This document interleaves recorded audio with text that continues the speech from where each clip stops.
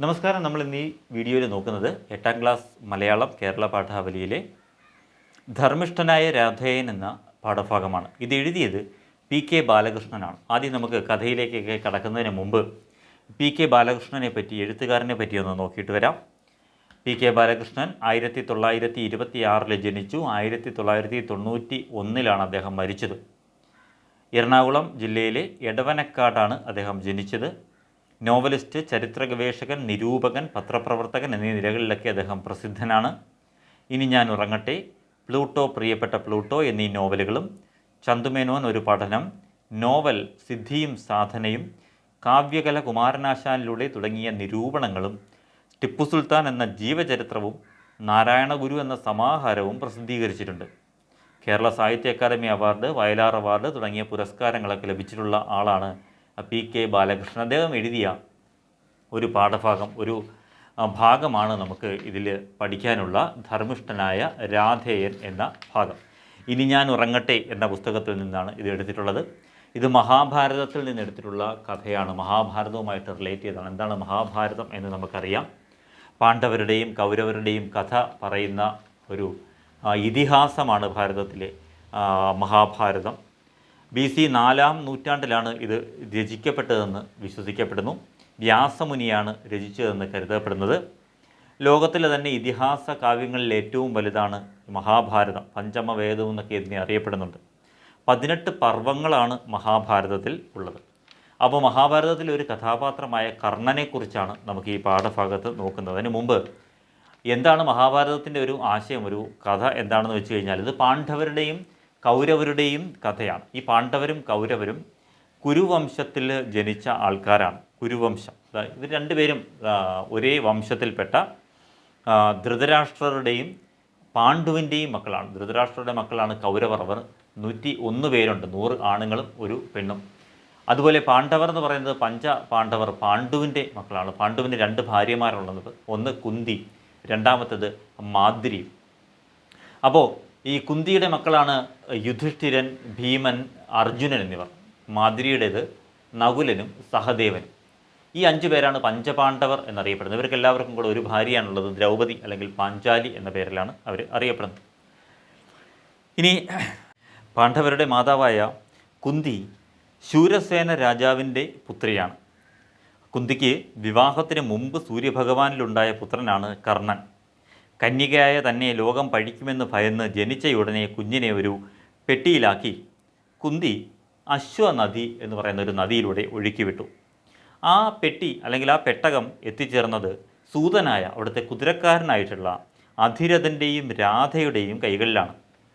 കർണൻ ജനിച്ചപ്പോൾ തന്നെ ഒരു പ്രത്യേകത ഉണ്ടായിരുന്നു. ജനിച്ചപ്പോൾ തന്നെ കവച കുണ്ടലങ്ങളോട് കൂടിയാണ് കർണൻ ജനിച്ചത്. അതായത് കവചം എന്ന് വെച്ചാൽ ഈ പടച്ചട്ടയും അതുപോലെ ഈ ചെവിയിൽ ഒരു കമ്മലും ഒക്കെ ആയിട്ടാണ്, ഒരു കുണ്ടലവും ഒക്കെ ആയിട്ടാണ് ജനിച്ചത്. അതൊക്കെ ധരിച്ചിരിക്കുന്നിടത്തോളം കാലം കർണനെ ആർക്കും വധിക്കാൻ കഴിയില്ല എന്ന് സൂര്യഭഗവാന്റെ ഒരു അനുഗ്രഹവും ലഭിച്ചിരുന്നു. ഇത് ശരീരത്തിൽ നിന്ന് മാറ്റിയാൽ മാത്രമേ കർണനെ യുദ്ധത്തിൽ കൊല്ലാൻ പറ്റൂ.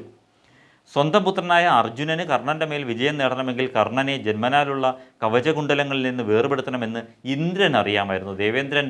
ദേവേന്ദ്രനിൽ കുന്തിക്കുണ്ടായ പുത്രനാണ് ഈ അർജുനൻ എന്ന് പറയുന്നത്. അപ്പോൾ ഇന്ദ്രൻ അറിയാം തൻ്റെ മകനായ അർജുനനേക്കാളും രണ്ടുപേരും ഒരേപോലെ വില്ലാളി വീരന്മാരാണെങ്കിലും കർണൻ്റെ ദേഹത്ത് ഈ കവചകുണ്ടലങ്ങൾ കിടക്കുന്നിടത്തോളം കാലം അർജുനന് ജയിക്കാൻ പറ്റില്ല, അല്ലെങ്കിൽ അർജുനന് കർണനെ കൊല്ലാൻ പറ്റില്ല എന്നുള്ളത് ദേവേന്ദ്രൻ അറിയാം. അതുകൊണ്ട് ദേവേന്ദ്രൻ ഒരു ബ്രാഹ്മണൻ്റെ വേഷം സ്വീകരിച്ചുകൊണ്ട് കർണൻ്റെ അടുക്കൽ ചെന്ന് കവചകുണ്ടലങ്ങൾ യാചിച്ച് വാങ്ങി. ഈ ബ്രാഹ്മണർ എന്തെങ്കിലും ഭിക്ഷ ചോദിച്ചു കഴിഞ്ഞാൽ കൊടുക്കണം എന്നാണ് ക്ഷത്രിയരുടെ ഒരു രീതി. അങ്ങനെ കവചകുണ്ടലങ്ങൾ കൈക്കലാക്കിയ ഇന്ദ്രൻ അതുമായി പോയി. കവചകുണ്ടലങ്ങളൊന്നുമില്ലാതെ കർണൻ യുദ്ധത്തിനിറങ്ങി. അർജുനനുമായിട്ട് യുദ്ധം ചെയ്തുകൊണ്ടിരിക്കെ കർണൻ്റെ തേര് മണ്ണിൽ പുതഞ്ഞു. ആ യുദ്ധത്തിൽ അർജുനൻ കർണനെ വധിക്കുകയും ചെയ്തു. ഇങ്ങനെ ഒരു ചെറിയ ചതിയൊക്കെ അതിലൂടെയൊക്കെയാണ് യുദ്ധം ജയിച്ചെടുത്തത്. അതുകൊണ്ടാണ് കർണനെ ഏറ്റവും ഒരു മഹാനായിട്ടുള്ള വില്ലാളി വീരനെന്നും മഹാനെന്നൊക്കെ വിളിക്കുന്നതിന് കാരണം. കർണന് കുറേയേറെ പ്രത്യേകതകളുണ്ട്. നമുക്ക് ഈ പാഠത്തിൽ നമ്മൾ പഠിക്കുന്ന മുഴുവൻ കർണനെക്കുറിച്ചാണ്. കർണൻ്റെയും ശ്രീകൃഷ്ണൻ്റെയും ഒരു സംഭാഷണമാണ് നമ്മളിതിൽ നോക്കുന്നത്. അതിൻ്റെ ഒരു ആശയം, ഒരു കഥ ഇതാണ്. കർണനെ പറ്റിയുള്ളൊരു വിവരണമാണ് ഞാൻ പറഞ്ഞത്. കൂടുതൽ വലിച്ചു നീട്ടി കൊണ്ടുപോകുന്നില്ല. നമുക്ക് നേരെ പാഠഭാഗത്തിലേക്ക് പോകാം. പാഠഭാഗം വായിക്കുന്ന കൂട്ടത്തിൽ നമുക്ക് ബാക്കി കഥയും കൂടെ പറഞ്ഞു പോകാം. അപ്പോൾ ഏകദേശം മനസ്സിലായി കാണുമല്ലോ, ഈ പാണ്ഡവരുടെയും കൗരവരുടെയും കഥയാണ്, കർണൻ്റെ കഥയാണ് നമ്മൾ ഈ പഠിക്കാൻ പോകുന്ന ഒരു പാഠഭാഗം. ഈ മഹാഭാരതത്തിൽ നിന്നെടുത്തിട്ടുള്ള ഒരു ഭാഗമാണ് ഈ ഇനി ഞാൻ ഉറങ്ങട്ടെ എന്ന് പറയുന്ന പുസ്തകത്തിൽ PK ബാലകൃഷ്ണൻ വിവരിച്ചിരിക്കുന്നത്. അപ്പോൾ അതിൻ്റെ ഇൻട്രൊഡക്ഷനായിട്ട് കൊടുത്തിട്ടുള്ള എന്താണെന്ന് ഞാനൊന്ന് വായിക്കാം, നോക്കിക്കോളൂ. ധർമ്മിഷ്ഠനായ രാധേയൻ. കുന്തി തനിക്ക് പിറന്ന സൂര്യപുത്രനായ കർണനെ ജനിച്ചയുടനെ പെട്ടിയിലാക്കി നദിയിൽ ഉപേക്ഷിക്കുന്നു. നദിയിൽ നിന്ന് കിട്ടിയ ആ കുഞ്ഞിനെ സൂതനായ അധിരഥനും ഭാര്യയായ രാധയും വളർത്തി. ജന്മനാ കവചകുണ്ടലധാരിയും സമർത്ഥനും ധീരനുമായ കർണൻ ദുര്യോധന പക്ഷത്താണ് നിലയുറപ്പിച്ചത്. ദുര്യോധനെ പറയാൻ വിട്ടുപോയി. കൗരവരിൽ ഏറ്റവും മൂത്തവനാണ് ദുര്യോധനൻ. സുയോധനൻ എന്നും ദുര്യോധനനെ അറിയപ്പെടുന്നുണ്ട്. അപ്പോൾ ദുര്യോധനൻ ഇതിലെ ഒരു വില്ലൻ കഥാപാത്രമാണ്. യുധിഷ്ഠിരനാണ് ഇതിലെ നായകൻ. യുധിഷ്ഠിരൻ അടുത്ത രാജാവാകാൻ വേണ്ടി നിൽക്കുകയാണ്. ദുര്യോധനനാണ് ധൃതരാഷ്ട്രരും പാണ്ഡുവും, നമ്മൾ നേരത്തെ പറഞ്ഞല്ലോ, ധൃതരാഷ്ട്രർക്ക് കണ്ണ് കാണില്ലെങ്കിലും അദ്ദേഹമായിരുന്നു രാജാവ്. പക്ഷേ പ്രായം കൊണ്ട് മൂത്തവൻ യുധിഷ്ഠിരനായതുകൊണ്ട് അടുത്ത രാജാവ് യുധിഷ്ഠിരനാവണം. ദുര്യോധനൻ എങ്ങനെയെങ്കിലും യുധിഷ്ഠിരനെ അവിടുന്ന് പുറത്താക്കാനുള്ള ഒരു ശ്രമത്തിലാണ്. അതിനു വേണ്ടിയിട്ട് ചൂത് കളിക്കുന്നു. ചൂതുകളി എന്ന് പറഞ്ഞാൽ പണ്ടത്തെ കാലത്ത് രാജാക്കന്മാരുടെ ഒരു വിനോദമാണ്. അവർ കൗരവരും പാണ്ഡവരും കൂടെ ചൂത് കളിക്കും. അതിൽ ശകുനി എന്ന് പറയുന്ന ഒരു കുശാഗ്ര ബുദ്ധിക്കാരനായിട്ടുള്ള ആളിൻ്റെ സഹായത്തോടു കൂടി ദുര്യോധനനും കൗരവരും പാണ്ഡവർക്കുള്ള സകല കാര്യങ്ങളും അവർ പിടിച്ചെടുക്കുന്നു, അവർ കൈവശപ്പെടുത്തുന്നു. അവസാനം കൊട്ടാരവും എല്ലാം നഷ്ടപ്പെട്ട പാണ്ഡവർ വനവാസത്തിന് വേണ്ടിയിട്ട് പോകുന്നു. ഇങ്ങനെയാണ് അവർക്ക് രാജ്യം നഷ്ടപ്പെടുന്നത്. പിന്നീട് കൃഷ്ണൻ്റെ സഹായത്തോടു കൂടി ഈ രാജ്യം പിടിച്ചെടുക്കാൻ വേണ്ടിയിട്ട് പാണ്ഡവർ കൗരവരുമായിട്ട് യുദ്ധം പ്രഖ്യാപിക്കുന്നു. ആ യുദ്ധത്തിനെയാണ് നമ്മൾ കുരുക്ഷേത്ര യുദ്ധം അല്ലെങ്കിൽ മഹാഭാരത യുദ്ധം എന്നൊക്കെ അറിയപ്പെടുന്ന 18 ദിവസം നീണ്ടുനിന്ന വളരെ വലിയൊരു യുദ്ധമായിരുന്നു ഈ കുരുക്ഷേത്ര യുദ്ധം എന്ന് പറയുന്നത്. പാണ്ഡവരും കൗരവരും തമ്മിലാണ് ഈ യുദ്ധം നടന്നത്. അതിനുള്ള കാരണം ഇതാണ്. ഈ യുദ്ധത്തിൽ കർണൻ ദുര്യോധനൻ്റെ പക്ഷത്താണ് നിലയുറപ്പിച്ചത്. അതിനൊരു കാരണമുണ്ട്. പണ്ട് കർണൻ സൂതപുത്രനാണ്. യഥാർത്ഥത്തിൽ കുന്തിയുടെ മകനാണെങ്കിലും അതാർക്കും അറിയില്ല. സൂതപുത്രനായിട്ടാണ് ജീവിച്ചത്. അപ്പോൾ ഒരിക്കൽ ആയുധവിദ്യയുടെ സമയത്ത് കൃപാചാര്യർ ഈ കർണനോട് നിൻ്റെ കുലമേതാണ്, നിൻ്റെ അച്ഛനും അമ്മയും ആരാണെന്നൊക്കെ പറഞ്ഞിട്ട് എല്ലാവരുടെയും മുമ്പിൽ വെച്ച് ചോദിച്ചിരുന്നു. അത് വലിയ അപമാനമായിപ്പോയി കർണൻ. അപ്പോൾ എല്ലാവരും, ഈ പാണ്ഡവരുൾപ്പെടെ എല്ലാവരും അത് കേട്ട് ചിരിച്ചുകൊണ്ട് നിന്നപ്പോൾ അന്ന് കർണൻ്റെ ആത്മാഭിമാനം സംരക്ഷിച്ചത് ദുര്യോധനനാണ്. തൻ്റെ രാജ്യത്തിൻ്റെ ഒരു ഭാഗം കർണന് കൊടുത്ത് കർണനെ രാജാവായി അഭിഷേകം ചെയ്തിട്ട് ദുര്യോധനൻ കർണൻ്റെ ആത്മാഭിമാനം സംരക്ഷിച്ചു. അതുകൊണ്ട് തന്നെ മരിച്ചാലും കർണന് ദുര്യോധനോടുള്ള കടപ്പാട് മറക്കാൻ കഴിയില്ല. പാണ്ഡവർ കർണൻ്റെ ഏറ്റവും വലിയ ശത്രുക്കളുമായി മാറി ഈ ഒരു സംഭവത്തോടു കൂടി. മഹാഭാരത യുദ്ധം തുടങ്ങുന്നതിന് മുമ്പ് ശ്രീകൃഷ്ണൻ കർണനോട് തൻ്റെ യഥാർത്ഥ മാതാപിതാക്കൾ ആരാണെന്ന രഹസ്യം വെളിപ്പെടുത്തുകയാണ്. അങ്ങനെ യുദ്ധം ഒഴിവാക്കാനായി അദ്ദേഹത്തെ പാണ്ഡവ പക്ഷത്തേക്ക് ക്ഷണിക്കുന്നതാണ് പാഠസന്ദർഭം. അപ്പോൾ ശ്രീകൃഷ്ണൻ അറിയാം, ഈ യുദ്ധം ശ്രീകൃഷ്ണന് മാത്രമേ അറിയത്തുള്ളൂ കർണൻ കുന്തിയുടെ മകനാണെന്നും സൂതപുത്രനല്ല എന്നും ഒക്കെയുള്ള ആ ഒരു രഹസ്യം. അപ്പോൾ ഈ യുദ്ധം ഒഴിവാക്കണമെന്ന് കൃഷ്ണന് ആഗ്രഹമുണ്ട്. അനിവാര്യമായിട്ടുള്ള യുദ്ധമാണെങ്കിലും അതെങ്ങനെയെങ്കിലും ഒഴിവാക്കാൻ വേണ്ടിയിട്ട് ഒരാൾക്ക് മാത്രമേ കഴിയൂ, അത് കർണന് ആണ് എന്ന് കൃഷ്ണൻ അറിയാം. അതുകൊണ്ട് വളരെ രഹസ്യമായിട്ട് കർണനെയും കൂട്ടി വലിയൊരു കാട്ടിനകത്തേക്ക് ചെന്ന് കർണനോട് ആ സത്യം പറയുകയാണ്. സത്യം എന്താണെന്ന് വെച്ച് കഴിഞ്ഞാൽ കർണൻ യഥാർത്ഥത്തിൽ രാധയുടെ മകനല്ല. രാധേയൻ എന്ന് പറഞ്ഞാൽ രാധയുടെ പുത്രൻ എന്നാണ്. അപ്പോൾ രാധയുടെ പുത്രനല്ല, കർണൻ കുന്തിയുടെ മകനാണ് എന്ന് പറഞ്ഞിട്ട് കർണൻ്റെ മനസ്സ് മാറ്റി കൗരവ പക്ഷത്ത് നിന്ന് പാണ്ഡവ പക്ഷത്തേക്ക് കൊണ്ടുവരാൻ വേണ്ടി ഒരു ശ്രമം നടത്തുകയാണ് ശ്രീകൃഷ്ണൻ. ആ ഒരു ഭാഗമാണ് നമുക്ക് പഠിക്കാനുള്ളത്. അപ്പോൾ അതിനുള്ള മറുപടി കർണൻ എന്താണ് കൊടുക്കുന്നത് നമുക്ക് നോക്കാം. ആ മറുപടിയാണ് കർണനെ മഹാനാക്കുന്നത്. അതെന്താണ് നമുക്ക് പാഠഭാഗം വായിക്കുമ്പോൾ മനസ്സിലാവും. ഏകദേശം ഒരു ഐഡിയ കിട്ടിയല്ലോ ഈ പാഠഭാഗത്തിനെ പറ്റി. ഇനി നമുക്കതിൻ്റെ ആ കഥയിലേക്ക് കടക്കാം. ഞാൻ വായിച്ച് പറഞ്ഞു തരാം. ഇതിനകത്തുള്ള ചില വാക്കുകളൊക്കെ വളരെ ബുദ്ധിമുട്ടേറിയതാണ്, അതുകൊണ്ട് ശ്രദ്ധിച്ചിരിക്കുക. അതിൻ്റെയൊക്കെ ഏതെങ്കിലുമൊക്കെ മീനിങ് ഞാൻ പറയുമ്പോൾ തന്നെ ഒന്ന് നോട്ട് ചെയ്ത് വെച്ചേക്കുക. അങ്ങനെയാണെന്നുണ്ടെങ്കിൽ വായിക്കുമ്പോൾ എളുപ്പമായിരിക്കും. ഞാൻ വായിക്കുന്ന കേട്ടതിന് ശേഷം ടെക്സ്റ്റ് ബുക്ക് നോക്കിയിരിക്കുക. വായിക്കുന്ന സമയത്ത് ടെക്സ്റ്റിലുള്ളതുപോലെ തന്നെയാണ് നമ്മൾ വായിച്ചു പോകുന്നത്. ഓക്കെ, അപ്പോൾ നോക്കാം നമുക്ക്. ജനശൂന്യമായ വനഹൃദന്തങ്ങളിലെത്തിയപ്പോൾ ദാരുകൻ ഗതി മന്ദീഭവിപ്പിച്ച രഥം പിന്നെയും സാവകാശമാക്കാൻ പതുക്കെ പതുക്കെ എന്ന് കൃഷ്ണൻ അനുജ്ഞ നൽകി. ജനശൂന്യം എന്ന് പറഞ്ഞാൽ ആൾക്കാരാരുമില്ലാത്ത ആരും ഒരു ബഹളവുമില്ലാത്ത വനഹൃദന്തങ്ങ് ഒരു വനത്തിൻ്റെ ഉൾക്കാട്ടിൽ വനത്തിൻ്റെ ഹൃദയം എന്ന് പറഞ്ഞാൽ ഉൾക്കാടാണ്. കൊടുങ്കാട്ടിൽ എത്തിക്കഴിഞ്ഞപ്പോഴേക്കും ദാരുകൻ, കൃഷ്ണൻ്റെ ഡ്രൈവറാണ്, കൃഷ്ണൻ്റെ തേരാളിയാണ് ദാരുകൻ. അപ്പോൾ ആ ദാരുകൻ ഗതി മന്ദീപിച്ച സ്പീഡ് കുറച്ച ആ രഥം, കുതിരകളെ കെട്ടിയ രഥത്തിലാണല്ലോ ഇവർ പോകുന്ന രാജാക്കന്മാരൊക്കെ. അപ്പോൾ ആ കൊടുങ്കാട്ടിലെത്തിയപ്പോൾ ദാരുകൻ സ്പീഡ് കുറച്ചു, വണ്ടിയുടെ തേരിൻ്റെ രഥത്തിൻ്റെ പിന്നെ സ്പീഡ് കുറച്ചു. ഗതി മന്ദീപിക്കുന്ന പറഞ്ഞാൽ സ്പീഡ് കുറയ്ക്കാൻ അർത്ഥം. അങ്ങനെ കുറച്ചപ്പോഴത്തേക്കും വീണ്ടും കുറച്ചുകൂടെ പതുക്കെ പോകാൻ വേണ്ടിയിട്ട് പതുക്കെ എന്ന് കൃഷ്ണൻ അനുജ്ഞ നൽകി, ആജ്ഞ നൽകി. രഥത്തെ നയിക്കുന്ന വെള്ളക്കുതിരകളുടെ ഒറ്റയായുള്ള കുളമ്പടി ശബ്ദം ആ വിജനതയിൽ മുഴങ്ങി. ആ വിജനത എന്ന് പറഞ്ഞാൽ അവിടെ എങ്ങും ഒരു ശബ്ദം പോലുമില്ല. അവിടെ ആ രഥത്തിൻ്റെ ആ വെള്ളക്കുതിരകൾ ഇങ്ങനെ പതിയെ നടക്കുന്നതിൻ്റെ ശബ്ദം മാത്രം, അതിൻ്റെ കുളമ്പടികൾ മാത്രം ആയി. ഇഴഞ്ഞു നീങ്ങുന്ന രഥചക്രങ്ങളുടെ ക്രന്ദനം, കരച്ചിലാണ് ക്രന്ദനം. ആ രഥത്തിൻ്റെ ചക്രങ്ങളുടെ കരച്ചിൽ പ്രപഞ്ചവിധാനത്തിൻ്റെ അമർത്തിപ്പിടിച്ച കരച്ചിൽ പോലെ ആ വനസ്ഥലിയെ ശോഭവരുന്നു. മൊത്തത്തിൽ ഒരു സാഡ് ബാക്ക്ഗ്രൗണ്ട്. ആ വനത്തിൻ്റെ മൊത്തത്തിലൊരു ഒരു ദുഃഖപൂർണ്ണമായിട്ടുള്ള ഈ രഥത്തിൻ്റെ കരച്ചിലും ഒക്കെ ആയപ്പോഴേക്കും, രഥത്തിൻ്റെ ചക്രം കറങ്ങുമ്പോഴുള്ള കരച്ചിലും ഒക്കെ ആയപ്പോൾ ആകെപ്പാടെ ഒരു ശോകഭരിതം, ഒരു ദുഃഖപൂർണ്ണമായിട്ടുള്ള ഒരു അന്തരീക്ഷം, ഒരു സിറ്റുവേഷൻ. പറക്കാനുള്ള ത്വരയ്ക്ക് നിയന്ത്രണത്തിൻ്റെ ആഘാതമേറ്റ വാജികൾ ആഞ്ഞു ശ്വസിക്കുകയും സമീപസ്ഥമായ പച്ചിലത്തഴപ്പുകൾ ആർദ്രതയാൽ അപ്പോൾ വിറയ്ക്കുകയും ചെയ്തു. അപ്പോൾ സാധാരണ ഈ കുതിരകൾ തേരിൽ പോകുന്നതെന്ന് പറഞ്ഞാൽ പറന്നാണ് പോകുന്നത്, ഭയങ്കര സ്പീഡിലാണ് പോകുന്നത്. പറന്നു പോകുന്നത് പറഞ്ഞാൽ ഭയങ്കര സ്പീഡിലാണ് പോകുന്നത്. അങ്ങനെയുള്ള വാജി എന്ന് പറഞ്ഞാൽ കുതിരയാണ്. അത് ഇത്രയും സ്പീഡ് കുറച്ച് പോയപ്പോൾ ആകെ ഒരു അസ്വസ്ഥത കാണിച്ചു. അത് ആഞ്ഞു ശ്വസിക്കുകയും ആ ശ്വാസമേറ്റ് തൊട്ടടുത്തുള്ള പച്ചിലകളെല്ലാം വിറയ്ക്കുകയും ചെയ്തു. വലതു പാർശ്വത്തിൽ നിശ്ചലനായിരിക്കുന്ന കർണൻ്റെ കരങ്ങൾ വീണ്ടും പരിഗ്രഹിച്ചുകൊണ്ട് പതിഞ്ഞ ബലവത്തായ ശബ്ദത്തിൽ കൃഷ്ണൻ പറഞ്ഞു. തൊട്ടടുത്ത് വലത് ഭാഗത്ത് കർണൻ ഇരിക്കുകയാണ്. കൃഷ്ണൻ ആ കർണൻ്റെ കൈകൾ പിടിച്ചുകൊണ്ട് ഇങ്ങനെ പറഞ്ഞു, കർണ, എൻ്റെ ഈ വാക്കുകൾ നീ ശ്രദ്ധിച്ചാലും നിന്നെക്കുറിച്ചുള്ള സത്യമായ വിചാരങ്ങളും സത്യമായ വസ്തുതകളും അറിയിക്കാൻ ഞാൻ നിന്നെ ഇങ്ങനെ ആനയിച്ചു. നിന്നെ ഇവിടെ കൊണ്ടുവന്നത് നിന്നെക്കുറിച്ചുള്ള കുറച്ച് സത്യങ്ങൾ എനിക്ക് നിന്നോട് പറയണം. അതിനു വേണ്ടിയിട്ടാണ്. ആ വാക്കുകൾ നാളെ നഗരങ്ങളും ജനപദങ്ങളും രാജ്യസഭകളും ഇടിമുഴക്കം പോലെ ശ്രവിക്കേണ്ട വാക്കുകളാണ്. നാളെ നാട് മുഴുവൻ ഇടിമുഴക്കം പോലെ അറിയേണ്ട വാക്കുകളാണവ. പക്ഷേ വിധി നിയോഗവശാൽ, വിധിയുടെ ഒരു നിയോഗത്താൽ, വിധിയുടെ ഒരു കളിയാൽ നമ്മൾ ഈ വിജന സ്ഥലത്ത് വെച്ച് രഹസ്യമായി നിന്നോട് ഞാനത് പറയുന്നത്. ലോകം മൊത്തം അറിയേണ്ടുന്നൊരു സത്യമാണ്. പക്ഷേ ഇപ്പോൾ ഇങ്ങനെയാണ് വിധി. നിന്നോട് ഞാൻ രഹസ്യമായിട്ടിത് പറയാൻ പോവുകയാണ്. ആ ഒരു രഹസ്യം നിന്നോട് ഞാൻ പറയാൻ പോവുകയാണ്. ഭൂമിയിൽ കിടയറ്റ വില്ലാളിയാണ് നീ. വലിയ വില്ലാളി വീരനല്ലേ നീ. അത്ഭുത ബലശാലിയും അത്ഭുത വിക്രമിയുമാണ് നീ. സുഹൃത്തെ കർണ, ആ നിൻ്റെ നിജസ്ഥിതി അറിയുന്ന ഞാൻ നിന്നെ പ്രതി മനസ്സാ ആദരവും സ്നേഹവും നിറഞ്ഞവനാണെന്ന് നീ അറിയണം. അപ്പം നീ ഞങ്ങളുടെ ശത്രുപക്ഷത്താണ്. പക്ഷേ നിന്നെക്കുറിച്ച് എപ്പോഴും എനിക്ക് ആദരവും സ്നേഹവുമുണ്ട്. കാരണം നീ വലിയ വിക്രമിയാണ്, വലിയ പോരാളിയാണെന്ന് ഞങ്ങൾക്കറിയാം. നീ ആരെന്ന് നിന്നോട് പറയാനുള്ള മുഹൂർത്തമായിരിക്കുന്നു. നിന്നെക്കുറിച്ച് നീ യഥാർത്ഥത്തിൽ ആരാണെന്ന് നിന്നോട് പറയാനുള്ള സമയമായിരിക്കുന്നു. കുരുവംശജാതന്മാർ തമ്മിൽ കൊന്നൊടുക്കി സമൂലം നശിക്കുന്ന യുദ്ധം തീർച്ചയായി കഴിഞ്ഞു. ഈ കുരുവംശത്തിൽ പിറന്നവന്മാരെല്ലാം കൂടെ അങ്ങോട്ടും ഇങ്ങോട്ടും അടിയായിട്ട് എന്തായാലും മൊത്തം നശിക്കും, അത് ഉറപ്പാണ്. അതിനുള്ള സമയമായി കഴിഞ്ഞു.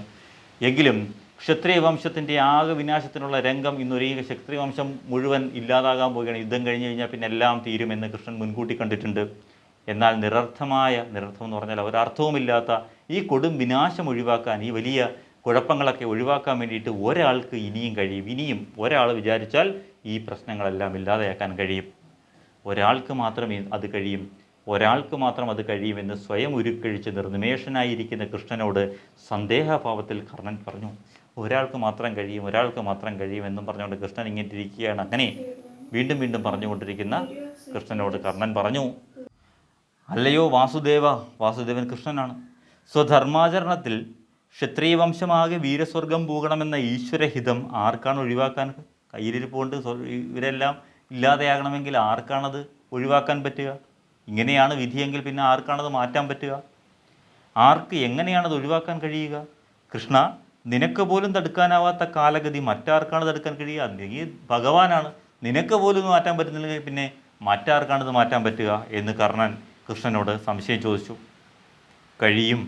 കൃഷ്ണൻ്റെ ചുണ്ടിൽ നിന്ന് ഉതിർന്ന ശബ്ദം ആയസഗോളം പോലെ തൻ്റെ മുഖത്ത് തട്ടിയതായി കർണൻ. ആയസഗോളം എന്ന് പറഞ്ഞാൽ ഇരുമ്പ് ഗോളമാണ്. ഇരുമ്പ് ബോൾ വന്ന് ദേഹത്ത് തട്ടുന്നത് പോലെ കർണന് തോന്നി. കൃഷ്ണൻ്റെ ആ കഴിയുമെന്ന് പറയുന്ന ആ ഒരു വാക്ക് കൃഷ്ണൻ വീണ്ടും പറഞ്ഞു, കഴിയും. ഒരാൾക്കത് കഴിഞ്ഞെന്ന് തന്നെ വരും. കർണ, ഈശ്വരഹിതം പോലും കാലാനുവർത്തിയാണെന്ന് നീ അറിയണം. ഈശ്വരഹിതം ഈശ്വരൻ്റെ ആഗ്രഹങ്ങൾ അല്ലെങ്കിൽ ഈശ്വരൻ്റെ ആഗ്രഹങ്ങളെല്ലാം കാലാനുവർത്തിയാണ്, കാലത്തെ അനുവർത്തിക്കുന്നതാണ്. വർഗവിനാശത്തിനുള്ള വിധി പോലും കാലാനുവർത്തിയാണ്.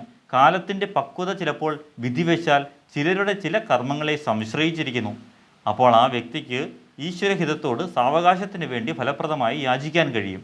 ഇവിടെ വംശവിനാശകരമായ ഈ ഭീകര പ്രതിസന്ധിയിൽ ഒരാൾക്കത് കഴിയും. അപ്പോൾ ഈശ്വരൻ്റെ ഹിതം പോലും കാലാനുവർത്തിയാണ്. ചില മനുഷ്യർക്കത് മാറ്റിപ്പറിക്കാൻ കഴിയും.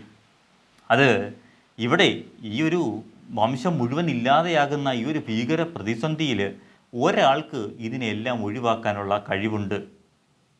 പൊള്ളലേറ്റ പോലെ കൃഷ്ണൻ പൊടുന്നനെ ചലിച്ചു. വിധിയുടെ പ്രതീകം പോലെ ചൂണ്ടുവിരൽ കർണൻ്റെ മുഖത്തിന് നേരെ ചൂണ്ടിക്കൊണ്ടവൻ പറഞ്ഞു, നിനക്കത് കഴിയും, നിനക്ക്. കൗന്ദയനായ കർണന്. അതുവരെ രാധേയൻ എന്നാണ് വിളിച്ചുകൊണ്ടിരുന്നത്, ഓർക്കുക. രാധേയൻ എന്ന് പറഞ്ഞാൽ രാധയുടെ മകനെന്നാണ്. ഇപ്പോൾ കൃഷ്ണൻ ആദ്യമായിട്ട് കർണനെ നോക്കി കർണനെ ചൂണ്ടി പറഞ്ഞു, കൗന്ദയനായിട്ടുള്ള കർണൻ. കൗന്ദയൻ എന്ന് പറഞ്ഞാൽ കുന്തിയുടെ മകൻ എന്നാണ് അർത്ഥം. കൗന്ദയൻ എന്ന വാക്ക് കൃഷ്ണൻ ഉച്ചരിച്ച് കേട്ട കർണൻ ഞെട്ടി. അവൻ വിറയ്ക്കുന്നതായി തോന്നി. അവൻ്റെ കരങ്ങളെ കൃഷ്ണൻ വീണ്ടും പരിഗ്രഹിച്ചു. വീണ്ടും അവൻ്റെ കൈ അവൻ ഞെട്ടി വിറച്ചു. കാരണം ഇതുവരെ അങ്ങനെ ആരും വിളിച്ചിട്ടില്ല, അവനും അറിയില്ല, ലോകത്താർക്കും അറിയാത്തൊരു രഹസ്യമാണ് ഇപ്പോൾ കൃഷ്ണൻ അവനോട് പറഞ്ഞിരിക്കുന്നത്. നീ രാധേയനല്ല, നീ രാധയുടെ മകനല്ല, നീ കൗന്ദയനാണ്, കുന്തിയുടെ മകനാണ്. കർണൻ ഞെട്ടി വിറച്ചു. അവൻ്റെ കരങ്ങളെ കൃഷ്ണൻ വീണ്ടും പിടിച്ചു. എന്നിട്ടോ വേദനയുടെ കറുത്ത പ്രകാശത്തിൽ തിളങ്ങുന്ന കർണൻ്റെ കണ്ണുകളിലേക്ക് മാസ്മരിക ശക്തിയോടെ ഉറ്റുനോക്കിക്കൊണ്ട് കൃഷ്ണൻ ഇങ്ങനെ പറഞ്ഞു, എൻ്റെ വാക്കുകൾ ശാന്തനായി നീ കേൾക്കൂ. കർണ, നീ സൂതവംശജനല്ല, നീ സൂതവംശത്തിൽ പിറന്നവനല്ല, സൂതനായ അധിരഥൻ്റെ പുത്രനുമല്ല. രാധേയൻ എന്നറിയുന്ന നീ രാധയുടെ മകനല്ലെന്നും അറിയണം. അർജുനമാതാവായ കുന്തിക്ക് സൂര്യഭഗവാനിൽ നിന്ന് ജനിച്ച കാനീനനാണ് വിശ്വൈക വീരനായ കർണൻ. കാനീനൻ എന്ന് പറഞ്ഞാൽ കന്യകയുടെ മകൻ എന്നാണ് അർത്ഥം. വിവാഹത്തിന് മുമ്പ് ഉണ്ടായ ഒരു കുട്ടിയാണ് നീ എന്ന് നീ അറിയണം. നിൻ്റെ അമ്മ കുന്തിയാണെന്ന് നീ അറിയണം. കൗന്ദേയനായ നീ വൃഷ്ണികളായ ഞങ്ങൾക്ക് യുധിഷ്ഠിര തുല്യനായ സ്വജനമാണ്. നീ ഞങ്ങളുടെ സ്വന്തം ആളാണ്, ഞങ്ങളുടെ ബന്ധുവാണ്. യുധിഷ്ഠിരൻ്റെ തുല്യമാണ് നീ. നീ യുധിഷ്ഠിര ഭീമ അർജുനന്മാരുടെ സ്വന്തം ജ്യേഷ്ഠൻ. യുധിഷ്ഠിരൻ്റെയും ഭീമൻ്റെയും അർജുനൻ്റെയും ഒക്കെ സ്വന്തം ജ്യേഷ്ഠനാണ്. നീ ഞങ്ങളുടെ ബന്ധു തന്നെയാണ്, നീ മറ്റൊരുവനല്ല എന്ന് കൃഷ്ണൻ കർണനോട് പറഞ്ഞു. കൃഷ്ണൻ്റെ വാക്കുകൾ കേട്ട് സാരഥിയായ ദാരുകൻ സ്തബ്ധനായി. ഇതെല്ലാം കേട്ടുകൊണ്ടിരിക്കുകയാണ് ഈ തേരാളിയായിട്ടുള്ള വണ്ടിയുടെ തേരിൻ്റെ ഡ്രൈവറായിട്ടുള്ള ദാരുകൻ. അയാൾ സ്റ്റക്കായി പോയി, സ്തബ്ധനായി നിന്നു. അവൻ അറിയാതെ അവൻ്റെ കൈപ്പിടിയിലെ കടിഞ്ഞാൺ അയഞ്ഞു വീണു. അപ്പോൾ രഥത്തിൻ്റെ ഇഴഞ്ഞ ഗതി പോലും നിലച്ചു. ചലനം പൊടുന്നനെ നിലച്ച ചക്രങ്ങളുടെ ആക്രന്ദനത്തോടെ രഥം തികച്ചും നിശ്ചലമായി. ആക്രന്ദനം എന്ന് പറഞ്ഞാൽ വലിയ കരച്ചിലാണ്. അപ്പോൾ ആ കരച്ചിലോട് കൂടി ചലനം നിന്നപ്പോഴത്തേക്കും സൗണ്ടെല്ലാം നിർത്തി മൊത്തത്തിലൊരു ഒരു പ്രതിമ കണക്ക് അങ്ങനെ ദാരുകൻ ഇരുന്നു. ചമ്മട്ടി എന്തിയിരുന്ന കൈയുമായി ദാരുകൻ തേർത്തടത്തിൽ പ്രതിമ പോലെ നിർജീവമായി വർദ്ധിച്ചു. ചമ്മട്ടി കുതിരയെ അടിക്കാൻ വേണ്ടിയിട്ട് ഉപയോഗിക്കുന്ന ചമ്മട്ടി ഇങ്ങനെ പൊക്കി പിടിച്ച് അങ്ങനെ തന്നെ ഇരിക്കുകയാണ്, സ്റ്റക്കായി പോയി. ജീവസറ്റ ഒരു കേവല നിശബ്ദതയിലെല്ലാം ലയിച്ചു. സ്വന്തം വാക്കുകൾ കേട്ട് സ്വയം ആശ്ചര്യപ്പെടുന്ന വിചിത്രഭാവത്തിൽ കൃഷ്ണൻ പറഞ്ഞു. ഇപ്പോൾ സ്വന്തം വാക്കുകൾ കേട്ട് സ്വയം ആശ്ചര്യപ്പെടുന്നുള്ള ഒരു വിചിത്രമായിട്ടുള്ള ഒരു അവസ്ഥയിൽ കൃഷ്ണൻ വീണ്ടും പറഞ്ഞു, കൗന്ദേയനായ കർണ, വേദപാരംഗതരായ വിപ്രരെ നിത്യവും ഉപാസിച്ചവനാണ് നീ. വേദത്തിൽ പാരം ഗമിച്ചവൻ, അതാണ് വേദപാരം. വേദത്തിൽ വലിയ അറിവുള്ള വിപ്രരെ, ബ്രാഹ്മണരെ നിത്യവും ഉപാസിച്ചവനാണ് നീ. ദ്വേഷവും അസൂയയും ഒഴിഞ്ഞ ദേവമഹാവ്രതനാണ് നീ. ധർമ്മതത്വങ്ങളെല്ലാം അറിയുന്ന മഹാപ്രാജ്ഞനാണ് നീ. വേദശാസ്ത്രാദികളിൽ സൂക്ഷ്മജ്ഞാനമുള്ള നിന്നെ ധർമ്മശാസ്ത്രങ്ങൾ പറഞ്ഞറിയിക്കേണ്ടതില്ല. നീ വളരെ അറിവുള്ളവനാണ്. നിനക്ക് വേദങ്ങളിലും ശാസ്ത്രങ്ങളിലുമെല്ലാം വലിയ അറിവാണുള്ളത്. നിന്നെ ഇനി ഞാനിത് പ്രത്യേകിച്ച് പറഞ്ഞ് പഠിപ്പിക്കേണ്ട കാര്യങ്ങളൊന്നുമില്ല.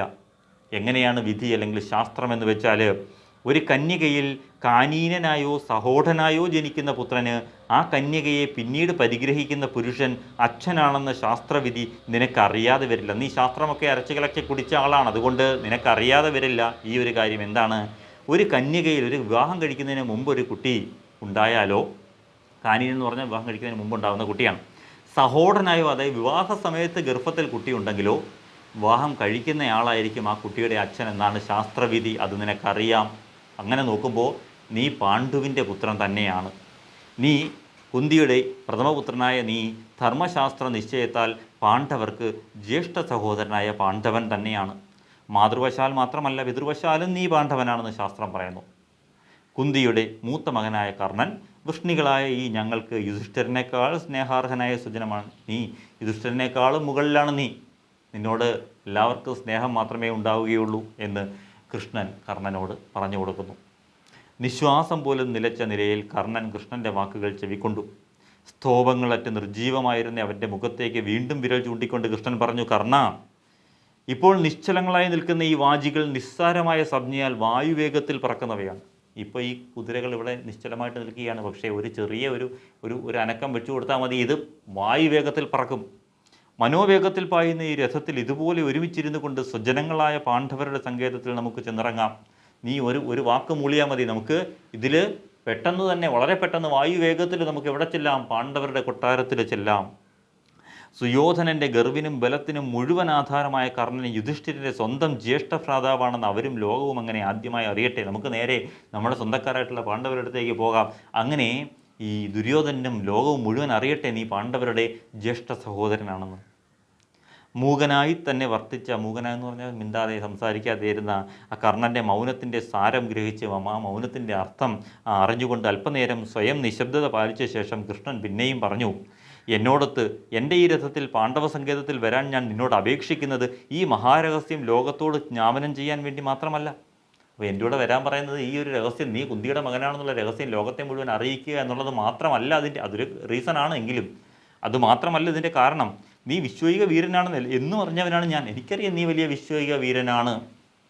കർണനെ ഒന്ന് സോപ്പിട്ട് നിർത്തുകയാണ് ഈ കൃഷ്ണൻ. കാരണം എങ്ങനെയെങ്കിലും യുദ്ധം ഒഴിവാക്കണ്ടേ. സത്യവാദിയും ധർമ്മചാരിയുമാണ് അജ്ഞാത സ്വജനമായ നീ എനിക്കെന്നും അറിയാം. വിധി നിയോഗത്താലാവാം നിൻ്റെ രഹസ്യം ഞാൻ നിൻ്റെ മുമ്പിൽ ഇതുവരെ അനാവരണം ചെയ്തിട്ടില്ല. എന്തായാലും നിൻ്റെ രഹസ്യം ഇതുവരെ ഞാൻ നിൻ്റെ മുമ്പിൽ പറഞ്ഞിരുന്നില്ല. എന്നാൽ ഇന്ന് ഞാനത് തുറന്ന് പ്രസ്താവിക്കുന്നു. എന്നോടൊത്ത് പാണ്ഡവ സങ്കേതത്തിൽ ചെന്നിറങ്ങുന്ന നീ ഭ്രാതാവാണെന്ന് പാണ്ഡവരറിയും. എൻ്റെ കൂടെ ഇപ്പം നീ വരികയാണെന്നുണ്ടെങ്കിൽ നീ സഹോദരനാണെന്നുള്ള കാര്യം പാണ്ഡവരറിയും. ജ്യേഷ്ഠനായ നിന്നെ അവർ 5 പേരും കാൽ പിടിച്ച് ആദരിക്കും. ആ 5 പേരും വന്ന് നിൻ്റെ കാൽക്കൽ വീഴും. ദ്രൗപദിയുടെ 5 മക്കളും അർജുനപുത്രനായ അഭിമന്യുവും നിൻ്റെ മുമ്പിൽ സാഷ്ടാംഗ നമസ്കാരം ചെയ്ത് നിൻ്റെ പാദധൂളികൾ ശിരസിലണിയും. പാദധൂളികൾ എന്ന് പറഞ്ഞാൽ പാദത്തിലെ പൊടി അവരുടെ ശിരസിൽ പറ്റും. അതായത് നിൻ്റെ കാൽക്കൽ വന്ന് അവർ തല കുമ്പിട്ട് നിൽക്കും, അല്ലെങ്കിൽ കാൽക്കൽ വീണ് നമസ്കരിക്കും. പാണ്ഡവ പക്ഷക്കാരായി എത്തിയിട്ടുള്ള സമസ്ത രാജാക്കളും ജനങ്ങളും പരമസംപൂജ്യനായ പാണ്ഡവ ജ്യേഷ്ഠനായി നിന്നെ പൂജിക്കും. പാണ്ഡവരുടെ ഭാഗത്തുള്ള എല്ലാ രാജാക്കന്മാരും, യുദ്ധത്തിന് വേണ്ടുന്ന രാജാക്കന്മാരെല്ലാം നിന്നെ പാണ്ഡവരുടെ ജ്യേഷ്ഠനായിട്ട് കണ്ട് പൂജിക്കും, ബഹുമാനിക്കും. വൃഷ്ണികളായ ഈ ഞങ്ങളും ദുഷ്ടദ്യുമ്നാദികരായ പാഞ്ചാലരും സ്വജന നായകനായ കർണനെ നമസ്കരിക്കുകയും അവനെ മഹാരാജാവായി അഭിഷേചിക്കുകയും ചെയ്യും. നീ അറിയണം, ദുഷ്ടദ്യുമ്നും അങ്ങനെയുള്ള എല്ലാവരും. ദുഷ്ടദ്യുമ്നൻ്റെയൊക്കെ കഥ പറയുകയാണെങ്കിൽ ഒരുപാടുണ്ട്, നമുക്ക് അത് പിന്നീട് പറയാം. ഇപ്പോൾ വീഡിയോ ഒരുപാട് ലെങ്തായി പോകും. അങ്ങനെ എല്ലാവരും എല്ലാവരും ഇവരുടെ കൂട്ടത്തിലുള്ള എല്ലാവരും നിന്നെ രാജാവാക്കി മാറ്റും എന്നൊരു വലിയ വാഗ്ദാനം കൃഷ്ണൻ ആർക്ക് കൊടുത്തു? കർണന് കൊടുത്തു. പാണ്ഡവരുടെ രാജാവെന്ന് പറഞ്ഞാൽ വളരെ വലിയ പൊസിഷനാണ് എന്നൊക്കെ നീ അറിയണം എന്നൊക്കെ പറഞ്ഞു. കണ്ണുകൾക്ക് മുന്നിൽ വിരിഞ്ഞ് ഏതോ ദൃശ്യം നോക്കി അതിഭൂതമായ ഭാവത്തിൽ കൃഷ്ണൻ തുടർന്നു. കൃഷ്ണൻ നിർത്താൻ പാവമില്ല, വീണ്ടും പറയുകയാണ്. പാണ്ഡവ കുലഗുരുവായ ധൗമ്യൻ കർണൻ്റെ അഭിഷേചന കർമ്മത്തിൽ അഗ്നിയാഹൂതി കഴിക്കും. വീണ്ടും വീണ്ടും ഓഫറുകൾ ഇങ്ങനെ കൊടുത്തുകൊണ്ടിരിക്കുകയാണ് കർണന്. നിന്നെ പാണ്ഡവ കുലഗുരുവായിട്ടുള്ള ധൗമ്യൻ നിന്നെ രാജാവായിട്ട് അഭിഷേക ആ കർമ്മത്തിന് ഉള്ള തിരിതെളിക്കും. വേദജ്ഞരായ ദ്വിജന്മാരുടെ കാർമ്മികത്വത്തിൽ, ദ്വിജന്മാർ എന്ന് പറഞ്ഞാൽ ബ്രാഹ്മണരാണ്, വേദത്തിൽ വലിയ അറിവുള്ള ബ്രാഹ്മണരുടെ കാർമ്മികത്വത്തിൽ പാണ്ഡവരും എല്ലാവരും പാണ്ഡവരുടെ പുത്രന്മാരും പാഞ്ചാല മാത്സ്യ ചേതി രാജാക്കന്മാരും ഈ ഞാനും ചേർന്ന് പാണ്ഡവ മഹാരാജാവായി കർണൻ്റെ കിരീടധാരണ കർമ്മങ്ങൾ ആചരിക്കും. ഇപ്പോൾ മഹാരാജാവ് യുധിഷ്ഠിരനെ അങ്ങോട്ട് മാറ്റി നിർത്തിയിട്ട് അവൻ്റെ ചേട്ടനായിട്ടുള്ള നിന്നെ എന്തു ചെയ്യും? രാജാവാക്കിയിട്ട് അവിടെ നിർത്തും. പാർശ്വത്തിൽ പട്ടമഹിഷിയായ ദ്രൗപദിയുമൊത്ത് സിംഹാസനാരൂഢനായിരിക്കുന്ന കർണൻ്റെ ശീർഷോപരി യുവരാജാവായ യുധിഷ്ഠിരൻ വെൺചാമരം ഉയർത്തി നിൽക്കും. അപ്പോൾ തൊട്ടടുത്ത് പട്ടമഹിഷിയായിട്ടുള്ള ഭാര്യയായിട്ടുള്ള ദ്രൗപദിയുമൊത്ത് നിനക്കിരിക്കാം. അങ്ങനെ ഇരിക്കുന്ന കർണൻ്റെ ശീർഷോപരി തലയ്ക്ക് മുകളിൽ വെൺചാമരം ഉയർത്തി ഇപ്പോൾ പാണ്ഡവരുടെ രാജാവായിട്ടുള്ള അല്ലെങ്കിൽ നേതാവായിട്ടുള്ള യുധിഷ്ഠിരൻ നിനക്ക് വെൺചാമരം ഉയർത്തി അങ്ങനെ നിൽക്കും. ഭീമസേനൻ നിൻ്റെ ഏറ്റവും വലിയ ശത്രുവാണ്.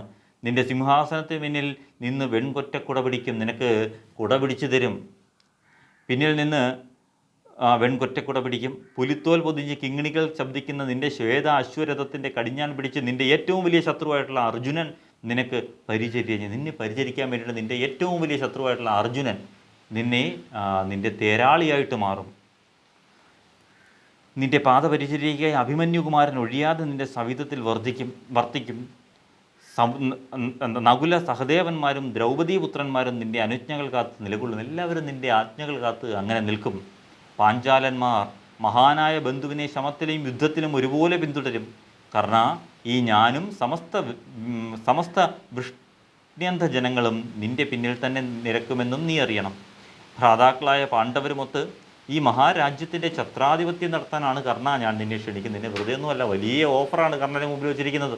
ലോകത്ത് ഇതുവരെ കൊടുക്കാൻ പറ്റാത്ത വലിയ ഓഫറാണ്. ഇത്രയും കാര്യങ്ങൾ പറഞ്ഞ് കർണനെ ഇങ്ങനെ ഇളക്കുകയാണ് കൃഷ്ണൻ.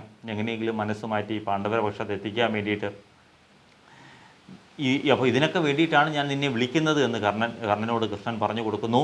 സ്വന്തം അനുജന്മാരായ പാണ്ഡവരുമായി നീ സൗഹൃദം പുലർത്തുന്ന കാഴ്ച കണ്ട് മിത്രങ്ങൾ സന്തോഷിക്കുകയും ശത്രുക്കൾ കിടിലം കൊള്ളുകയും ചെയ്യട്ടെ. നീയും നിൻ്റെ സഹോദരന്മാരും കൂടെ കൂടിച്ചേരുമ്പോൾ നിൻ്റെ മിത്രങ്ങൾ അതിൽ സന്തോഷിക്കുകയും നിൻ്റെ ശത്രുക്കൾ അതിൽ കിടിലം കൊള്ളുകയും ചെയ്യട്ടെ. പരിസേവിനായി നിനക്ക് അവകാശപ്പെട്ട സിംഹാസനത്തിൽ നീ അമരുന്ന കാഴ്ച ഏവരും കൺകുളിർക്കെ കാണട്ടെ. ശബ്ദവും ചലനവും വീണ്ടും കൈവരുത്താൻ കർണൻ സാഹസപ്പെടുന്ന പോലെ തോന്നി. കർണൻ ആകെ ഒരു ഞെട്ടിത്തരിച്ചങ്ങനെ നിൽക്കുകയാണ് ഇപ്പോഴും. അവൻ പ്രകടമാമണ്ണം യത്നപ്പെട്ടതിന് ശേഷം അസ്വാഭാവികവും പരിക്ഷീണിതവുമായിട്ടുള്ള ശബ്ദത്തിൽ കൃഷ്ണനോട് പറഞ്ഞു. വളരെ ക്ഷീണിച്ച ഒരു ശബ്ദത്തിൽ കൃഷ്ണനോട് അവൻ പറഞ്ഞു, വൃഷ്ണീകുല നായകനായ വാസുദേവ, നിൻ്റെ സൗഭ്രാതൃത്വം എന്നൊക്കെ പറഞ്ഞു കഴിഞ്ഞാൽ സഹോദര സ്നേഹം നടത്താൻ വേറൊന്നുമില്ല കേട്ടോ. സഹോദര സ്നേഹത്തിന് മുന്നിൽ കർണൻ ഇതാ ശിരസ് നമിക്കുന്നു. സ്നേഹബുദ്ധി കൊണ്ടും എൻ്റെ നന്മയെ കാക്ഷിച്ചുമാണ് നീ ഇതൊക്കെ ഇന്ന് എന്നോട് പറഞ്ഞത്. എനിക്കറിയാം നീ എന്നോട് ഇതെല്ലാം പറഞ്ഞതിന് കാരണം എന്നോടുള്ള സ്നേഹം കൊണ്ടാണ്, എൻ്റെ നന്മയെക്കുറിച്ച് ഓർത്തിട്ടാണെന്ന് എനിക്കറിയാം. എനിക്കതിൽ അശേഷം സംശയമില്ല. നിന്നെക്കുറിച്ച് ആദരവും നിന്നോട് ഭക്തിയും ഉള്ളവനാണ് നീ ആരെന്നറിയുന്നേ കർണൻ. ഇപ്പോൾ പറഞ്ഞ ഹിതവാക്യത്തിന് നിന്നോട് ഞാൻ നന്ദിയുള്ളവനാണ്. എന്നാൽ പാണ്ഡവനാണെന്ന ശാസ്ത്രവിധി ഞാൻ ശരിക്കും മനസ്സിലാക്കുകയും ചെയ്തു. ശരിയാണ്, നീ പറഞ്ഞതെല്ലാം ശരിയാണ്, ഞാൻ പാണ്ഡവനാണ്.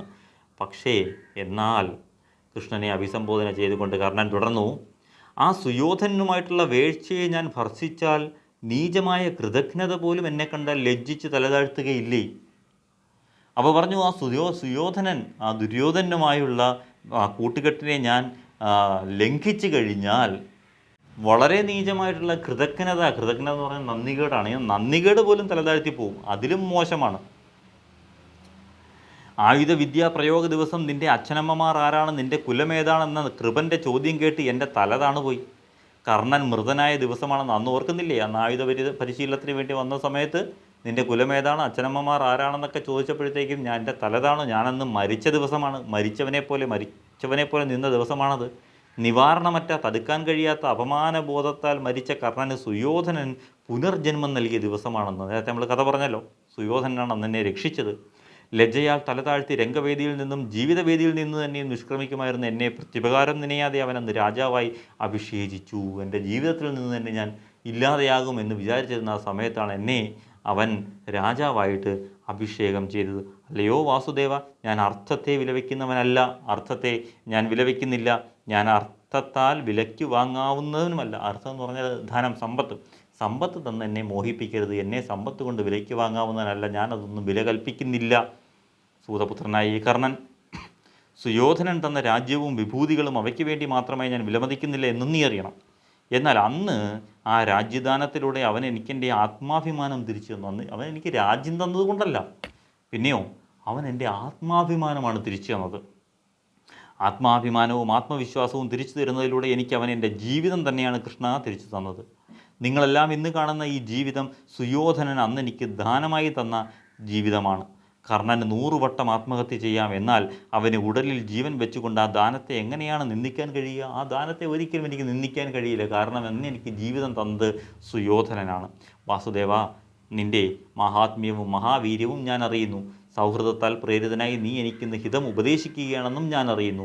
മഹാത്മാവായ നീ അഭിശബ്ദനായ കർണൻ്റെ വിചാരങ്ങൾക്ക് ഇന്നൊരിക്കൽ സാക്ഷ്യം വഹിച്ചവനെ ധന്യനാക്കി. എന്തായാലും നീ പറയുന്നത് എന്തായാലും നടക്കില്ല, നല്ല കാര്യങ്ങളൊക്കെയാണ് പറയുന്നത്, പക്ഷേ ഇങ്ങനെയൊരു പ്രശ്നമുണ്ട് കൃഷ്ണ എന്ന് പറയുന്നു. താൻ ഇനി പറയുന്ന വാക്കുകൾ ഓർമ്മയിൽ സൂക്ഷിച്ച് തൻ്റെ സത്യമായ വിചാരത്തിന് സാക്ഷിയായി വർത്തിക്കണേ എന്ന് വീണ്ടും അഭ്യർത്ഥിച്ചുകൊണ്ട് കർണൻ തുടർന്നു. വീണ്ടും കർണൻ പറയുകയാണ്, ഇനി ഞാൻ എവിടേക്ക് പിന്മാറാനാണ്? യുദ്ധം തീർച്ചയായും, യുദ്ധം എന്തായാലും നടക്കും. ഇനി ഞാൻ എവിടെ പോകാനാണ്? എൻ്റെ ബലത്തിൽ വിശ്വസിച്ചാണ് സകലരെയും ധിക്കരിച്ച്, നിന്നെ ധിക്കരിച്ച്, സ്വന്തം മാതാവിൻ്റെ ഹിതം പോലും ധിക്കരിച്ച് സുയോധനൻ യുദ്ധമാർഗത്തിൽ തന്നെ ഉറച്ചു നിന്നത്. എന്നെ മാത്രം കണ്ടുകൊണ്ടാണ്, ഞാൻ കൂടെ നിൽക്കുമെന്നുള്ള വിശ്വാസത്തിലാണ് ദുര്യോധനൻ എല്ലാവരെയും ധിക്കരിച്ചത്. നിന്നെയും ധിക്കരിച്ചു. നീ അവനോട് മാന്യമായിട്ട് പറഞ്ഞു നോക്കി യുദ്ധം ഒഴിവാക്കാൻ, നിന്നെയും ധിക്കരിച്ചു. മാതാവിനെ അമ്മ പറഞ്ഞതുപോലും കേൾക്കാതെ സുയോധനൻ യുദ്ധമാർഗത്തിലേക്ക് എത്തിയത് ഞാൻ കൂടെയുണ്ടെന്നുള്ളൊരു ഒറ്റ വിശ്വാസത്തിലാണ്. സുയോധനൻ യുദ്ധമാർഗത്തിൽ തന്നെ ഉറച്ചു നിന്നത് അതുകൊണ്ടാണ്. അർജുനനെ ഞാൻ ധൈര്യത്തിൽ വധിക്കുമെന്ന വിശ്വാസമാണ് അവൻ്റെ വിജയകാംക്ഷയ്ക്ക്. അർജുനൻ്റെ കാര്യം ഞാൻ നോക്കിക്കോളും, അർജുനൻ നിന്ന് കഴിഞ്ഞാൽ പ്രശ്നമാണ്. അർജുനനെ ഞാൻ വധിക്കുമെന്ന് ഈ സുയോധനന് ഉറപ്പാണ്. അതുകൊണ്ടാണ് അവൻ വിജയിക്കുമെന്ന് ഉറപ്പിച്ചിരിക്കുന്നത്. സുയോധനൻ്റെ കപ്പൽ ഇപ്പോൾ നടുക്കടലിലാണ്. ഒരു കപ്പലിനെ തള്ളി നടുക്കടലിൽ കൊണ്ടുവച്ചിട്ട് കൈവിട്ട് കളഞ്ഞു കഴിഞ്ഞാൽ എങ്ങനെയായിരിക്കും? അതേ അവസ്ഥയാണ്. അനൗകയെ ഇങ്ങനെ നടുക്കടലിലേക്ക് ആനയിച്ചതിന് ശേഷം അതിൽ നിന്ന് പിന്മാറുന്നതിലും നീചമായിട്ടുള്ള കൃത്യം വേറെ എന്താണ് എനിക്ക് ചെയ്യാൻ കഴിയുക?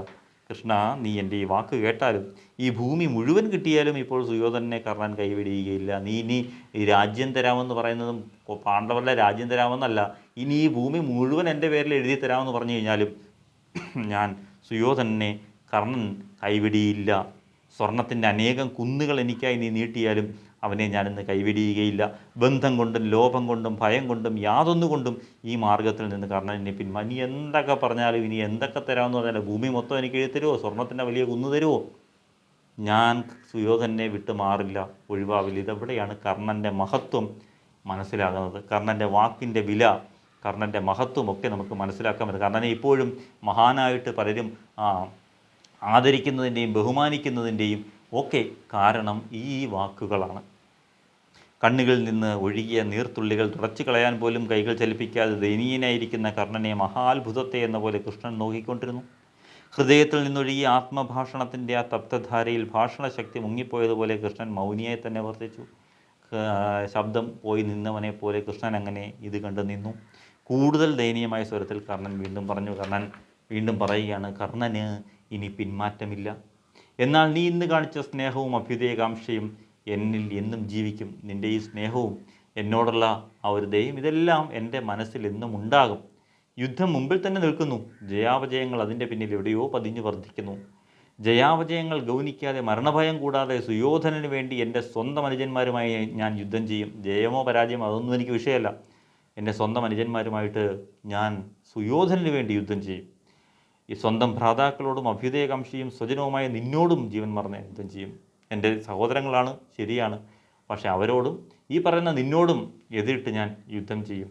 ആ യുദ്ധത്തിൽ അർജുന ശരമേറ്റ് കർണ എന്ന് ഭൂമിയിൽ വീഴുന്നുവോ കൃഷ്ണ, അന്നാണ് പാണ്ഡവർ യുദ്ധം ജയിക്കുക. ഇനി എന്നാണോ അർജുനൻ്റെ ശരമേറ്റ് ഞാൻ വീഴുന്നത് അന്ന് മാത്രമേ പാണ്ഡവർ യുദ്ധം ജയിക്കൂ. അല്ലെങ്കിൽ ഞാൻ ജീവിച്ചിരിക്കുമ്പോൾ പാണ്ഡവർ യുദ്ധം ജയിക്കില്ല എന്ന് കർണൻ കൃഷ്ണനോട് പറയുന്നു. അപ്പോൾ ഇതാണ് ഈ പാഠഭാഗത്തിൻ്റെ ഒരു ആശയം. അപ്പോൾ കർണനെ ഒരു വീരയോദ്ധാവായിട്ട് കാണുന്നതിൻ്റെ ഒരു അർത്ഥം നിങ്ങൾക്കിപ്പോൾ മനസ്സിലായി കാണുമല്ലോ. സിനിമാ ഡയലോഗിലൊക്കെ നമ്മൾ കർണനെ പറ്റി കേട്ടിട്ടുണ്ട് അല്ലേ? തോറ്റുപോയവരാണ്, മനഃപൂർവ്വം തോറ്റുപോയതാണ്. പക്ഷേ എങ്കിലും ആത്മാഭിമാനം വെടിയാൻ കർണൻ തയ്യാറാകുന്നില്ല. അതാണ് കർണനെ മഹാനാക്കുന്നത്. സ്വന്തം വാക്കിൽ നിന്ന് വ്യതിചലിക്കാൻ, ഇത്രയധികം പ്രലോഭനങ്ങൾ കിട്ടിയിട്ടും വ്യതിചലിക്കാൻ കർണൻ തയ്യാറാകുന്നില്ല. അതാണ് കർണൻ്റെ സ്വഭാവത്തെ മഹത്തരമാക്കുന്നത് എന്ന് നമ്മൾ ഓർത്തിരിക്കുക. അപ്പോൾ പാഠഭാഗത്തിൻ്റെ അർത്ഥം മനസ്സിലായി കാണും. ഓക്കെ, അപ്പോൾ ഇനി ഒന്ന് വായിച്ചു നോക്കുക. ഇതിൻ്റെ അർത്ഥവും ഏതെങ്കിലും അറിയത്തില്ല എന്നുണ്ടെങ്കിൽ എനിക്ക് കമൻറ്റ് ബോക്സിൽ ഇടുക എന്നുണ്ടെങ്കിൽ ഞാനത് അതിൻ്റെ അർത്ഥമൊക്കെ പറഞ്ഞു തരാം. ഓക്കെ, അടുത്ത വീഡിയോയിൽ കാണും വരെ ബൈ.